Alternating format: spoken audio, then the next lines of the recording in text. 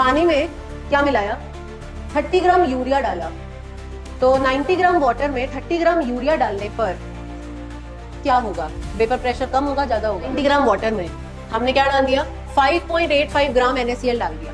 अब NaCl कैसा solute है तो नॉन वॉलेटाइल। यूरिया भी जैसे नॉन वॉलेटाइल है, NaCl भी क्या होता है? Non volatile. लेकिन यूरिया और NaCl में क्या फर्क है? अब I की वैल्यू कितनी लोगे? क्योंकि अब यहाँ पे अल्फा कितना दे दिया? 80%। तो जब अल्फा दिया होता है तो I का फॉर्मूला क्या होता है? सॉल्यूशंस। ठीक है, तैयार है सब? ओके, मजा आ रहा है? अब देखो ये ऐसा है, इसका एक क्वेश्चन है जिसमें सारे पार्ट हो गए और एक छोटा सा क्वेश्चन और है। अब देखो इसमें क्या किया गया है, 90 ग्राम है वाटर, दिखेगा आपको अभी अगली स्लाइड में दिखेगा। 90 ग्राम वाटर है, आपको इसका सब कुछ दे दिया, वेपर प्रेशर दे दिया, बॉइलिंग पॉइंट, फ्रीजिंग पॉइंट, केबी, केएफ, सब कुछ दे दिया। अब क्या करेंगे, हम पानी में अलग अलग चीजें मिलाएंगे और अलग अलग चीजें कैलकुलेट करते जाएंगे। ठीक है, तो पहला पार्ट, पानी में क्या मिलाया? 30 ग्राम यूरिया डाला। तो 90 ग्राम वाटर में 30 ग्राम यूरिया डालने पर क्या होगा? वेपर प्रेशर कम होगा, ज्यादा होगा? कम होगा। क्यों कम होगा? सॉल्यूट कैसा है ये? यूरिया सॉल्यूट नॉन वॉलेटाइल है या वॉलेटाइल? Non volatile. तो जब भी हम नॉन वॉलेटाइल सॉल्यूट ऐड करते हैं तो वेपर प्रेशर क्या हो जाता है? कम। सबको पता है क्यों होता है? क्योंकि जब अकेला पानी था तो सरफेस पे सिर्फ किसके मॉलिक्यूल थे? पानी के। वो सारे पानी किस में जा रहे थे? वेपर में। लेकिन अब जब मैंने इसमें यूरिया डाल दिया तो सरफेस में यूरिया के पार्टिकल्स भी आ गए। वो पानी को तो वेपर, कम पानी अब वेपर में जा पाएगा और यूरिया खुद वेपर में जाता ही नहीं है, तो वेपर प्रेशर ओवरऑल क्या हो जाता है? कम। तो जब भी हम नॉन वॉलेटाइल सॉल्यूट डालते हैं तो सॉल्यूशन का वेपर प्रेशर निकालने का फॉर्मूला क्या होता है?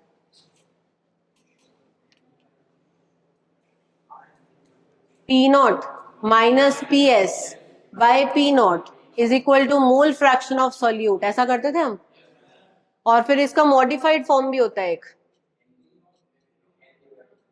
मतलब सॉल्यूशन के सॉल्यूट के मोल फ्रैक्शन को तो हम ऐसे लिखते हैं ना, सॉल्यूट के moles divided by total moles.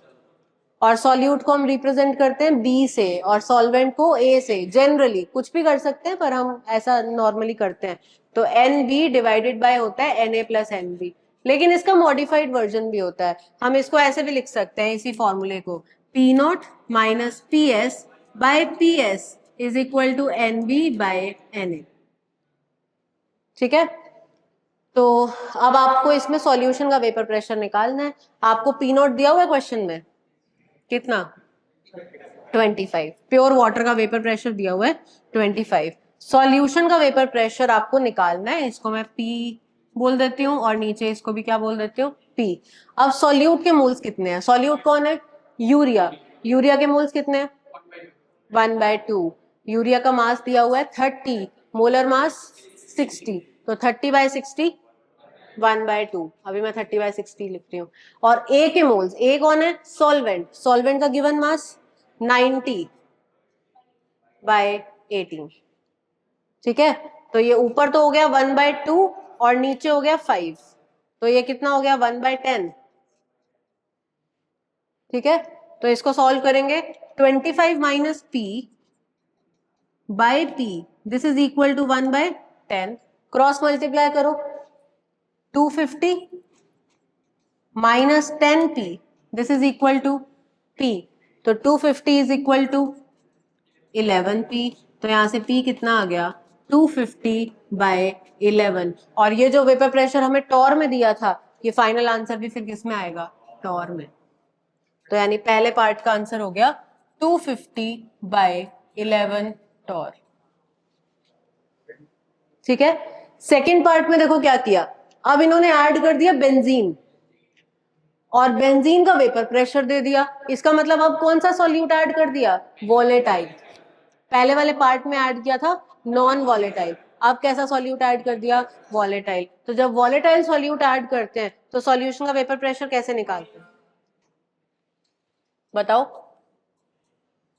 Solution का वेपर प्रेशर निकलता है P not A XA plus P not B XB जब भी मैं ए बी लिख रही हूं तो ए का मतलब हो गया सॉल्वेंट और बी का मतलब हो गया सॉल्यूट।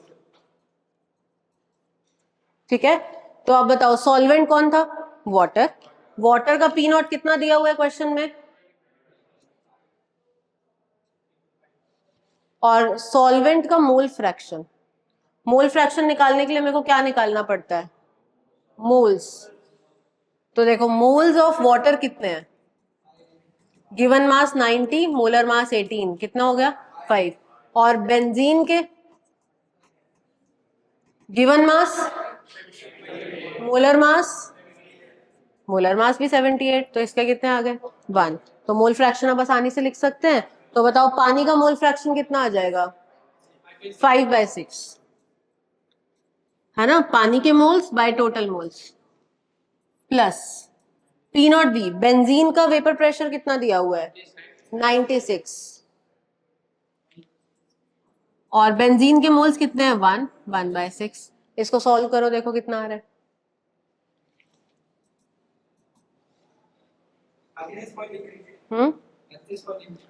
36.3 36.3 के आसपास आना चाहिए। कौन सी यूनिट में पूछा है? टॉर में। टॉर में ही निकला, क्योंकि जब सब कुछ टॉर में ही दिया हुआ था हमें। अच्छा, एमएमएचजी में दिया हुआ है बेंजीन का, और एमएमएचजी और टॉर बराबर ही होते हैं। 1 टॉर और 1 एमएमएचजी सेम है ना? तो इसलिए हमारा जो आंसर आया वो चाहे टॉर में लिखो चाहे एमएमएचजी में लिखो बराबर ही होता है। क्लियर है बात? अच्छा, इसमें एक कैच था। पानी में जब हम बेंजीन डालते हैं तो वी आर नॉट श्योर कि भाई सॉल्यूशन आइडियल बनेगा या नॉन आइडियल। ये वाला जो फॉर्मूला है ये किसके लिए एप्लीकेबल होता है? आइडियल के लिए। इसलिए क्वेश्चन में देखो यहाँ पे मेंशन था अज्यूम आइडियल सॉल्यूशन, इसीलिए आपको ये फॉर्मूला लगाना है। समझ में आई बात? ये हो गए आपके 2 पार्ट। आगे बढ़ते हैं, तीसरा पार्ट। अब इस 90 ग्राम वाटर में हमने क्या डाल दिया? 5.85 ग्राम NaCl डाल दिया। अब NaCl कैसा सॉल्यूट है तो नॉन वॉलेटाइल। यूरिया भी जैसे नॉन वॉलेटाइल है, NaCl भी क्या होता है? Non volatile. लेकिन यूरिया और NaCl में क्या फर्क है? यूरिया नॉन इलेक्ट्रोलाइट है, मतलब यूरिया नंबर ऑफ पार्टिकल्स में डिसोसिएट नहीं होता, लेकिन NaCl डिसोसिएट होता है। तो यहाँ पे कौन सा फैक्टर आ जाएगा? Van't Hoff factor.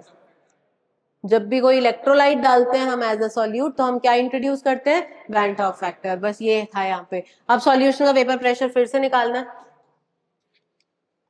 तो देखो क्या फॉर्मूला बताया मैंने सॉल्यूशन के वेपर प्रेशर का? P not minus P S by P S is equal to होता है एनबी बाई एन ए। लेकिन अगर सॉल्यूट इलेक्ट्रोलाइट हो तो इसको हम आई से मल्टीप्लाई कर देते हैं।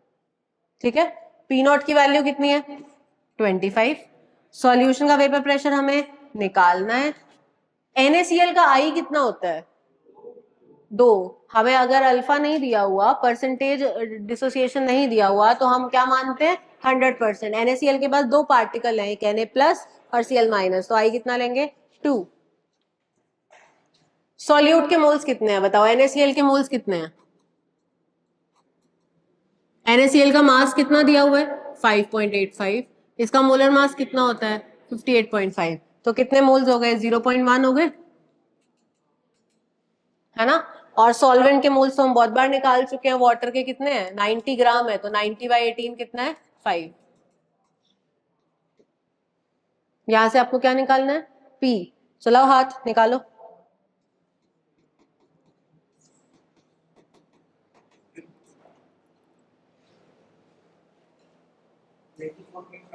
एटी 4.24.5।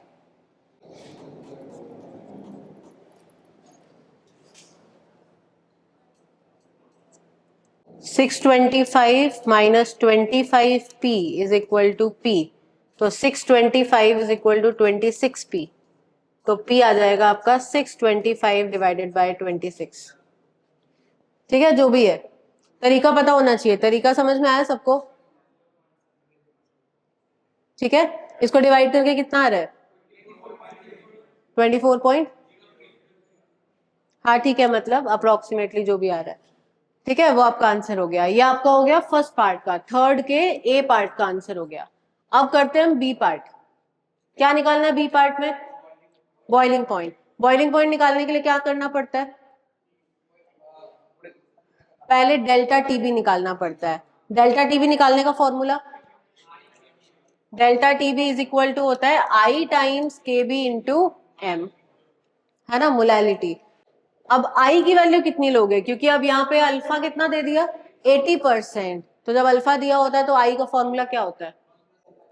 हाँ, तो आई निकालते हैं हम कैसे, 1 plus N minus 1 into alpha. तो बताओ NaCl का आई एन कितना है, 2, और अल्फा कितना है 80% यानी 0.8। आई कितना आ गया 1.8। तो यहाँ पे आई पुट कर दिया मैंने 1.8, के भी दिया हुआ है आपको 0.52, और मोलैलिटी क्या होता है, मोल्स ऑफ सॉल्यूट। सॉल्यूट के मोल्स देखो कितने हैं, 5.85 था, देखो कितने मोल्स निकाले थे हमने, 0.1। और सॉल्वेंट का मास केजी में 90 ग्राम है, तो 0.09 केजी। इसको सॉल्व करके कितना आ रहा है, करो।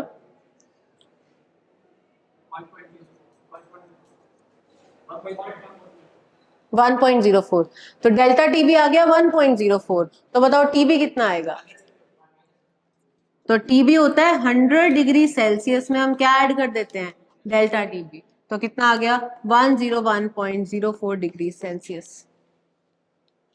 ठीक है, तो ये क्या आ गया, बॉइलिंग पॉइंट। अगले में क्या पूछा है, फ्रीजिंग पॉइंट।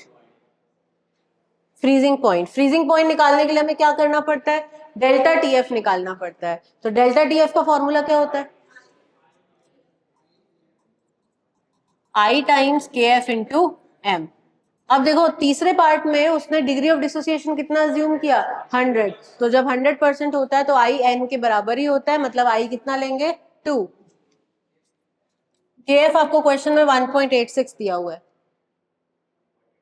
ठीक है, और मोलैलिटी फिर से वही, मोल्स ऑफ सॉल्यूट 0.1 और मास ऑफ सॉल्वेंट 0.09, जो अभी लिया था पिछले पार्ट में। तो इसको सॉल्व करोगे तो कितना आएगा,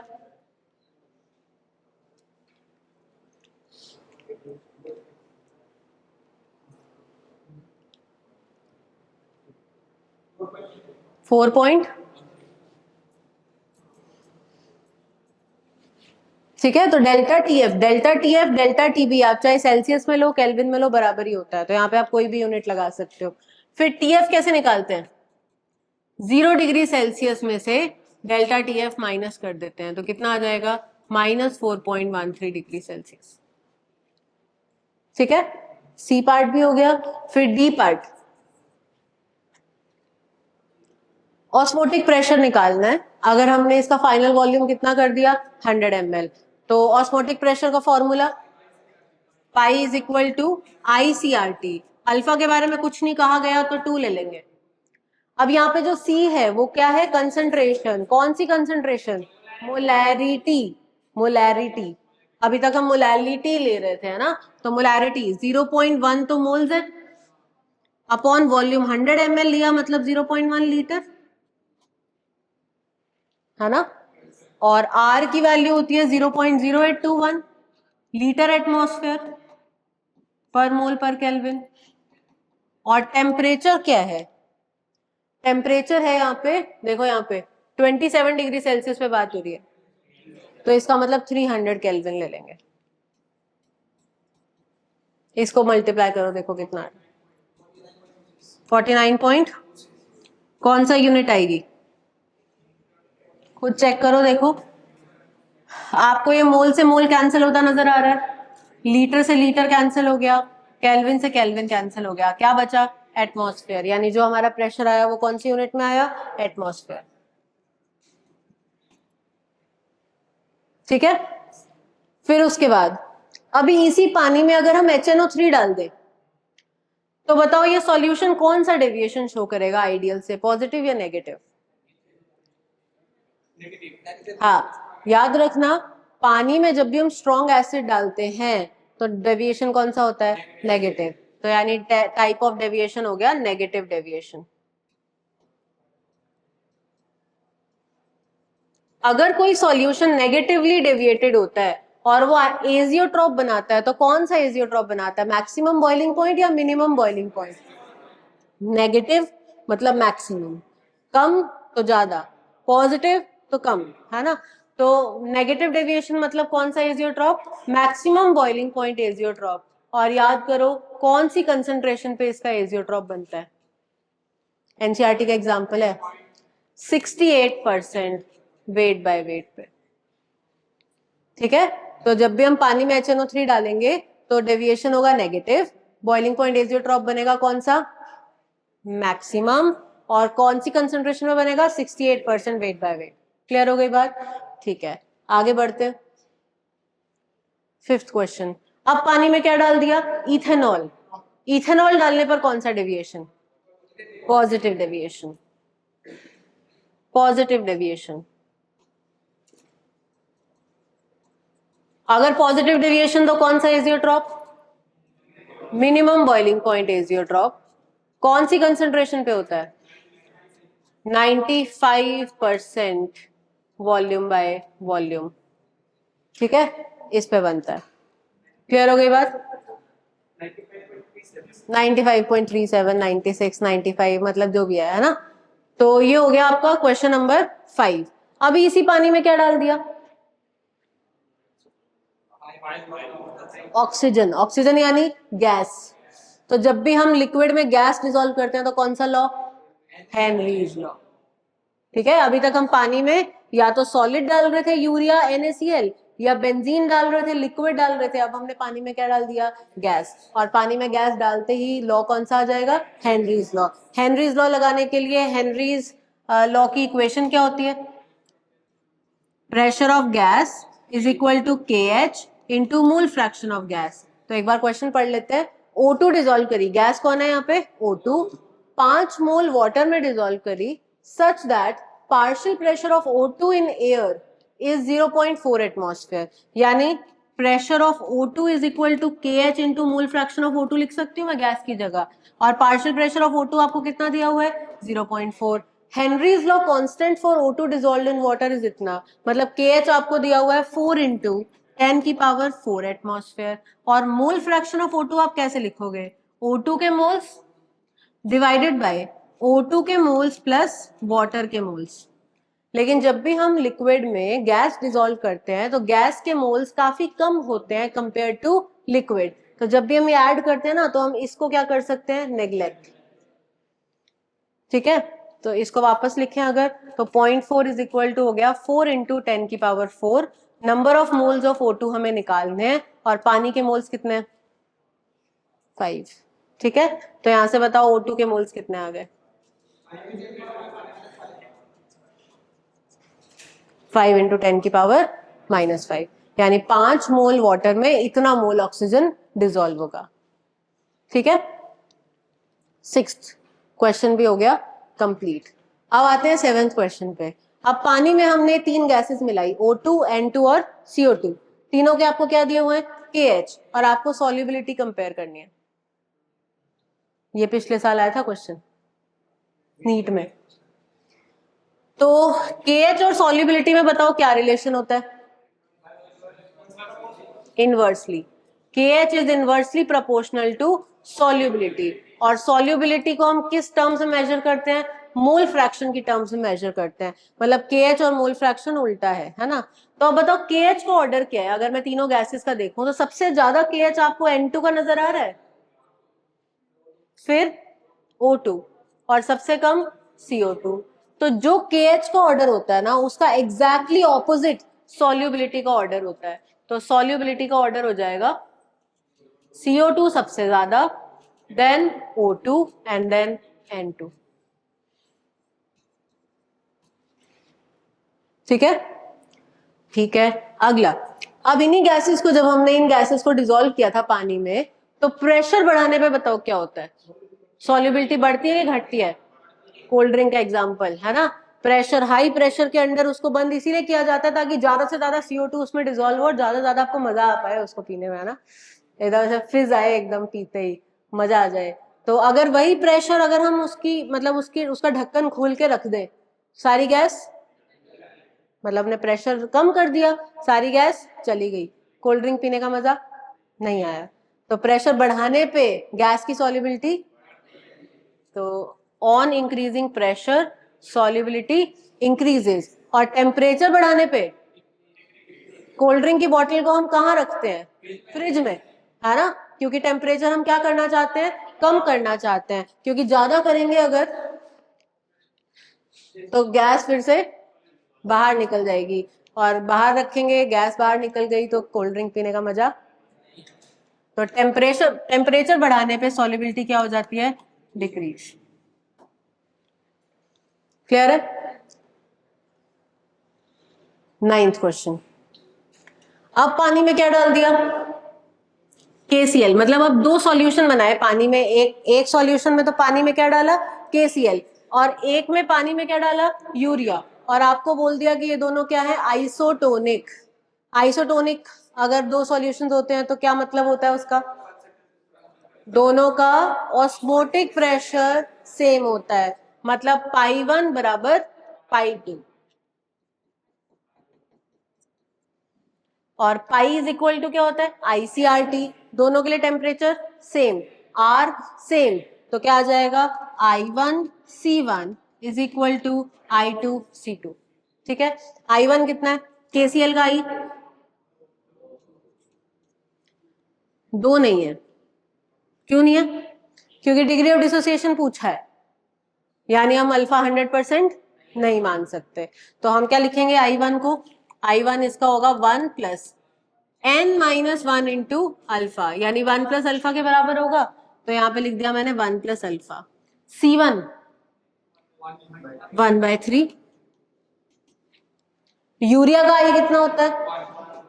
और C2, हाँ मोलैरिटी निकालेंगे। 3% वेट बाय वॉल्यूम है, तो यहां से बताओ मोलैरिटी कितनी आएगी?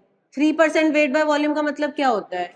3 gram urea in 100 ml solution.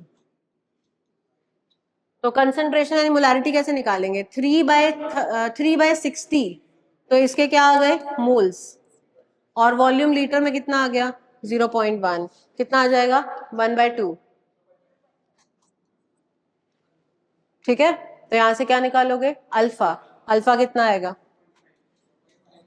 1/2 आता है, यानी 0.5, यानी परसेंटेज में कितना हो गया? 50%। ठीक है, देन 10th। अब हमने एक वॉलेटाइल लिक्विड डाला पानी में, सच दैट P0A और P0B का रेशियो कितना है? 3:1। और मोल फ्रैक्शन मैं लिख देती हूँ यहाँ पे, P0A अपॉन P0B आपको कितना दिया हुआ है? 3:1। और क्या दिया हुआ है? मोल फ्रैक्शन ऑफ वाटर, वाटर यानी A, वाटर यानी A, and B in liquid phase in the ratio 3:1। मतलब आपको XA और XB दे रखा है, XA XB का रेशियो दे रखा है, वो भी कितना है? 3:1। और आपको क्या निकालना है? Mole fraction in vapour phase. Vapour phase का मोल फ्रैक्शन हम Y से रिप्रेजेंट कर देते हैं। तो याद करो Y का फॉर्मूला क्या होता था? YA का फॉर्मूला होता था P0A XA divided by total pressure, और ऐसी YB का फॉर्मूला होता था P0B XB divided by total pressure. अब आपसे क्या पूछा है? मोल फ्रैक्शन ऑफ B पूछा है, मतलब आपको YB निकालना है ना। तो आपको मैंने एक तरीका बताया हुआ है कि जब भी आपको YB या YA कुछ भी निकालना है तो आप YA अपॉन YB निकालो, या YB अपॉन YA निकाल लो, मतलब रेशो निकाल लो बेसिकली। तो जब भी आप YB अपॉन YA निकालोगे तो क्या आ जाएगा? P0B XB upon P0A XA। Ratio लेने पे टोटल प्रेशर कैंसिल हो जाएगा। तो बताओ P0B बाय P0A कितना है? 1/3। उल्टा XB बाय XA कितना है? वो भी 1/3, यानी ये कितना आ गया? 1/9। ये तो YB बाय YA की वैल्यू आई है, तो आप YB कैसे निकालोगे? सामने वाला तो एज इट इज, और नीचे आपको टोटल लेना है 1 + 9। कितना आ गया? 1/10, 0.1। ऐसा क्यों करते हैं? क्योंकि जो मोल फ्रैक्शन का रेशियो होता है वही आपके मोल्स का भी रेशियो होता है, तो ये NB/Na ही है। तो जब आपको YB निकालना है तो आप क्या करोगे? B के moles divided by total moles, तो आंसर कितना आ गया 0.1। ठीक है, सब कुछ आ गया, सॉल्यूशन पूरा खत्म हो गया। एक चीज और बची,